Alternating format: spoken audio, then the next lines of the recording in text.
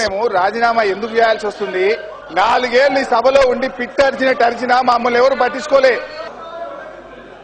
రాష్ట్రంలో ప్రారంభమయ్యేది గోదావరి నది, రాష్ట్రంలో మొట్టమొదలు ఎంటర్ అయ్యేది తెలంగాణ ప్రాంతంలో. ఇవాళ గోదావరి నది గాని బొగ్గు గాని తెలంగాణలో ఉన్నాయి.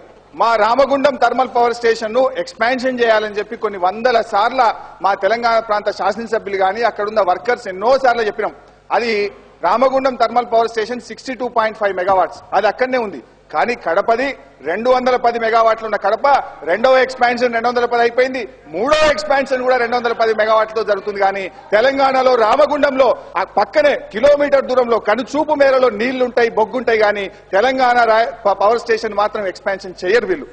R&B రోడ్లు ఒకసారి నేను పత్రికలో చదివిన సార్, అప్పుడు R&B మంత్రిగా ఉన్న జక్కంపూడి రామ్మోహన్ రావు గారు కడపకు పోయినప్పుడు ఇంకేదో రోడ్లు కావాలంటే ఇప్పటికే 600 కోట్లు ఇచ్చిందా మీ కడప జిల్లాకు, మీకు ఇంకెక్కడ ఇవ్వాలని మాట్లాడింది.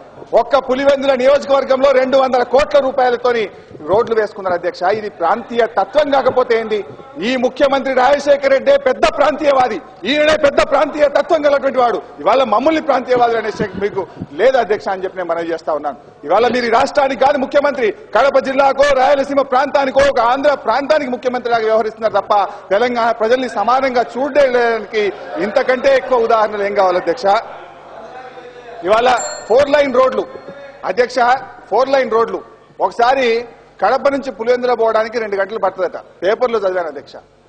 నేను 45 నిమిషాల్లో పోవాలన్నా రోడ్ ఎట్లేస్తావో ఏ అని చెప్పిందట ఏఎన్సీ గారికి. 4 లైన్ రోడ్డు అంటే with divider, 4 line road with లైట్లు కడపకు నుంచి పులివెందులకు. పులివెందులకే కాదు, పులివెందుల నుంచి IIIT ఇడుపులపాయ దాకా కూడా 4 లైన్ రోడ్లు వేసింది అధ్యక్ష. ఇవాళ తెలంగాణ జిల్లాలకు కూడా 4 లైన్ రోడ్ లేవు. కానీ వీళ్ళ ఇడుపులపాయలకు, వీళ్ళ గెస్ట్ హౌస్లకు, వీళ్ళ ఎస్టేట్లకు మాత్రం 4 లైన్ రోడ్ వేసుకుంటా ఉన్నారు అధ్యక్ష. ఇది వివక్ష కాకపోతే ఏమైంది అధ్యక్ష? పోతిరెడ్డిపాడు ప్రాజెక్ట్ ఏంది అధ్యక్ష? తెలంగాణ ప్రజలకు అన్యాయం జరుగుతుందని చెప్పి పాపం చనిపోయిన PJR గారు ఎన్నో సార్లు చెప్పిండ్రు. మా తెలంగాణను బొందబెట్టేటువంటి పోతిరెడ్డి ప్రాజెక్టును ఇవాళ పోలీస్ పహారాలో దేశంలో ప్రపంచంలో ఎక్కడ జరగదు, పోలీసు వాళ్ళని పెట్టి ఇవాళ ప్రాజెక్టులు కట్టుకొని నీళ్లు మళ్లించుకుపోతా ఉంటే మా తెలంగాణ మంత్రులు మాట్లాడే పరిస్థితులు లేరు. ఇది మా తెలంగాణ ప్రజల దురదృష్టం అధ్యక్ష. ఇంకా వీళ్ళ గురించి చెప్పాలంటే ఏది వదిలిపెట్టలే అధ్యక్ష. క్రాప్ ఇన్సూరెన్స్ లో కూడా కడప జిల్లాకు అనంతపూర్ జిల్లాకే న్యాయం చేసిన తప్ప తెలంగాణ ప్రజలకు చేయలే అధ్యక్ష. తెలంగాణలో రాళ్ల వానబడ్డ క్రాప్ ఇన్సూరెన్స్ రాదు, తెలంగాణలో నష్టం జరిగినా రాదు. కానీ ఒక్క మొత్తం రాష్ట్రానికి 500 కోట్లు వస్తే కడపకు అనంతపూర్ 2 జిల్లాలకు 200 కోట్లు పెట్టుకున్నారు. ఇది వివక్ష కాకపోతే దీన్ని ఏమంటారు అధ్యక్ష?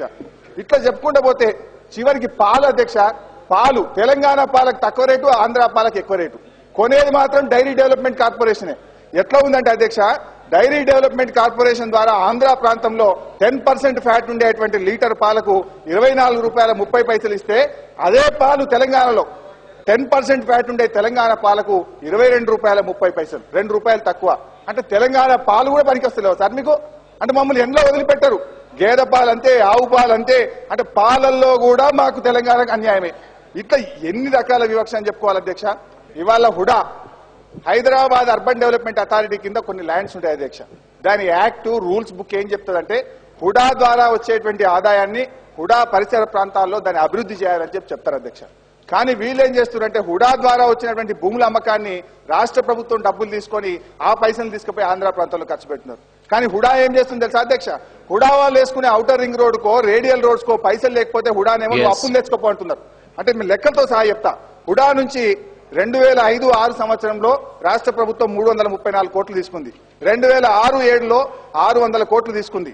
2007-08లో 2200 కోట్లు తీసుకుంది. అంటే ఇప్పుడు హుడా నుంచి 3134 కోట్ల రూపాయల డబ్బును హుడా యాక్ట్ కు విరుద్ధంగా, అంటే తెలంగాణ భూములు అమ్మితే వచ్చినటువంటి డబ్బు, తెలంగాణ ప్రాంతంలో ఖర్చు పెట్టాల్సిన డబ్బును రాష్ట్ర ప్రభుత్వం తీసుకుపోయి ఆంధ్ర ప్రాంతంలో ఖర్చు పెట్టింది. హుడా వాళ్ళడేమో నువ్వు అప్పులు తీసుకుంటుంది. అంటే తెలంగాణ ప్రజల మీద అప్పులు మిగులుస్తా ఉన్నారు, భారం మిగులుస్తా ఉన్నారు, తెలంగాణ భూములు మాత్రం అమ్ముకుంటా ఉన్నారు. ఒక్క హుడానే కాదు సార్, APIC ద్వారా గానీ ఈ మొత్తం తెలంగాణ భూములన్నీ కూడా అమ్మే ప్రయత్నం చేస్తా ఉన్నారు. ఇలా ముస్లిం మైనార్టీలు, క్రిస్టియన్ సోదరులు హైదరాబాద్ లో బొంద పెట్టుకోవడానికి మాకు జాగలేదయా, కొంత జాగీయమంటే కూడా ఇస్తలేరు. కానీ భూములు అమ్ముకోవడానికి మాత్రం వీళ్ళకి చేతులు వస్తా ఉన్నాయి అధ్యక్ష. తెలంగాణ ప్రజల అవసరాలకు వీళ్ళకి చేతులు వస్తలేవు. ఇవాళ తెలంగాణ ప్రాంతాన్ని అభివృద్ధి చేస్తామని చెప్తున్నారు. మేము ఒక్కటి అడుగుతా ఉన్నాం అధ్యక్ష, మేము అడుగుతున్నది న్యాయంగా అడుగుతున్నాం. ఇవాళ ఆదాయం కూడా తెలంగాణ నుంచి ఎక్కువ వస్తున్నది. వీళ్ళేదో ఆంధ్ర సొమ్ము మేము అడుగుతలేం, ఆదాయం కూడా తెలంగాణ నుంచి ఎక్కువ వస్తున్నది. తెలంగాణకు ఎక్కువ నిధులు ఖర్చు పెట్టినాము, తెలంగాణకు డబ్బులు ఎక్కువ ఇచ్చినామంటున్నారు. నేను రైట్ టు ఇన్ఫర్మేషన్ కింద మన ఫైనాన్స్ డిపార్ట్మెంట్ నుంచి తీసుకున్నటువంటి లెక్కలు ఒక 4-5 డిపార్ట్మెంట్లు ప్రధానంగా ఎక్కువ ఆదాయం వచ్చే శాఖలు మీ ద్వారా నేను ఒకసారి మీ ద్వారా సభకు మొత్తం రాష్ట్రానికి వినిపించదలుచుకున్న అధ్యక్ష.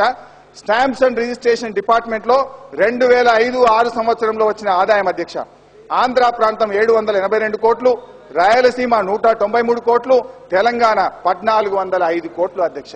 ఇట్లా ఏ డిపార్ట్మెంట్ తీసుకున్నా ఏ రంగం తీసుకున్నా ఆదాయం మాది, ఖర్చు మాత్రం ఆంధ్రాలో పెట్టుకుంటారు. ఖర్చు పెట్టేది ఆంధ్ర వాళ్ళు, ఖర్చు పెట్టుకునేది ఆంధ్ర ప్రాంతంలో. న్యాయంగా మా తెలంగాణ నుంచి వచ్చిన ఆదాయాన్ని మా ఖర్చు పెట్టుకుంటే వీళ్ళకి చేతులు రావు.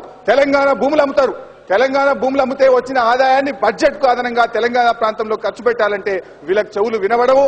కానీ మా మంత్రులు మా మీద మాట్లాడతారు, కానీ ఇవన్నీ విషయాల మీదగా ముఖ్యమంత్రి నిలదీసే ధైర్యము దమ్ము లేదు వీళ్ళకు. ఎందుకంటే ఉన్న మంత్రి పదవి పోతుంది. మా రంగారెడ్డి జిల్లా ముఖ్యమంత్రి గారు మాటికి ఏమంటారంటే చేవెళ్ళ అంటే నాకు ఎంతో ప్రేమ, రంగారెడ్డి జిల్లా అంటే ఎంతో ప్రేమ అంటారు. చేవెళ్ళ మీద ఎంత ప్రేమ ఉందంటే ఈ రంగారెడ్డి జిల్లా ఈ ప్రభుత్వంలో ఎంత నష్టానికి గురైందో, ఎంత అన్యాయానికి గురైందంటే అధ్యక్ష, ఇవాళ ఒక రంగారెడ్డి జిల్లా నుంచి దాదాపు 20,000 కోట్ల రూపాయల భూములు ఇవాళ ఈ ప్రభుత్వం అమ్ముకొని ఆ డబ్బులు తీసుకుపోయింది అధ్యక్ష. రంగారెడ్డి జిల్లాలో ఈ పరిస్థితి ఏంటంటే చదువుకుందామంటే ఈ రోజుకు ఒక్క గవర్నమెంట్ డిగ్రీ కాలేజ్ లేనటువంటి జిల్లా ఏదైనా ఉంది ఈ రాష్ట్రంలో అంటే అది ఒక్క రంగారెడ్డి జిల్లా అధ్యక్ష. నిజంగానే మీకు అంత ప్రేమ ఉంటే వెనుకబడ్డ రంగారెడ్డి జిల్లాలో పరిగి, తాండూర్, వికారాబాద్ లో ఒక గవర్నమెంట్ డిగ్రీ కాలేజ్ కూడా ఓపెన్ చేయరు అధ్యక్ష. ఇలా గుంటూరు జిల్లాలో ఎయిడెడ్ మరియు ప్రభుత్వ కాలేజీలు 28 కాలేజీలు ఉన్నాయి. కృష్ణా జిల్లాలో 26 గవర్నమెంట్ డిగ్రీ కాలేజీలు ఉన్నాయి. కడప జిల్లాలో 26 గవర్నమెంట్ డిగ్రీ కాలేజీలు ఉన్నాయి. మా రంగారెడ్డి జిల్లాలో ఒక్క గవర్నమెంట్ డిగ్రీ కాలేజ్ లేదు. Is it not the shame sir? ఇంతకంటే అన్యాయం ఏమైనా ఉంటుందా సార్? మా మెదక్ జిల్లాలో 7 గవర్నమెంట్ డిగ్రీ కాలేజీలు ఉన్నాయి. ఒక గవర్నమెంట్ డిగ్రీ కాలేజ్ కావాలని ఎన్నిసార్లు అడిగినా కానీ ఈ ప్రభుత్వం పట్టించుకున్నటువంటి పరిస్థితి. ఇవాళ రంగారెడ్డి జిల్లా భూములు అమ్ముకుంటారు, కానీ రంగారెడ్డి జిల్లాకు చదువుకునే ఆ పిల్లలకు అవకాశాలు ఇయ్యరు. రంగారెడ్డి జిల్లాకు మేము చేవెళ్ల ప్రణయిత ప్రాజెక్టు ద్వారా నీళ్లు తెస్తా అని చెప్తారు ముఖ్యమంత్రి గారు.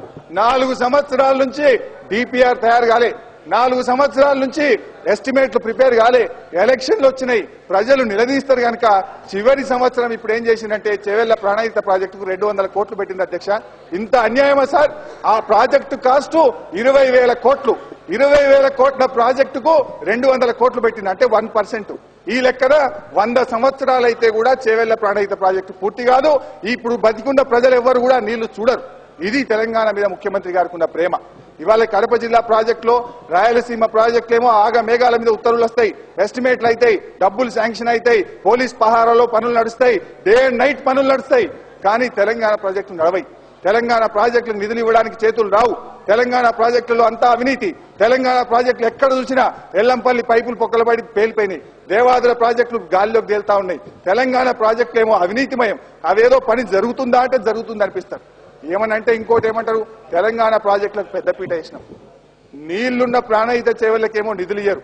నీళ్లు లేని ప్రాజెక్టులు, నీళ్లు రాని ప్రాజెక్టులు, కాలువలు తవ్వి తెలంగాణ ప్రజల్ని మభ్యపెడతా ఉన్నారు తప్ప 6 జిల్లాలకు 12.5 లక్షల ఎకరాలకు నీళ్లు వచ్చే ప్రాణహిత చేవలకు మాత్రం డబ్బులు ఇవ్వడానికి ఈ ప్రభుత్వానికి, ఈ ముఖ్యమంత్రి గారికి మనసు లేదు అధ్యక్ష. ఇది అన్యాయం కాకపోతే ఏంది? ఇంకా ఎన్ని రోజులు ఈ విధంగా మీరు మమ్మల్ని అన్యాయం చేస్తారు?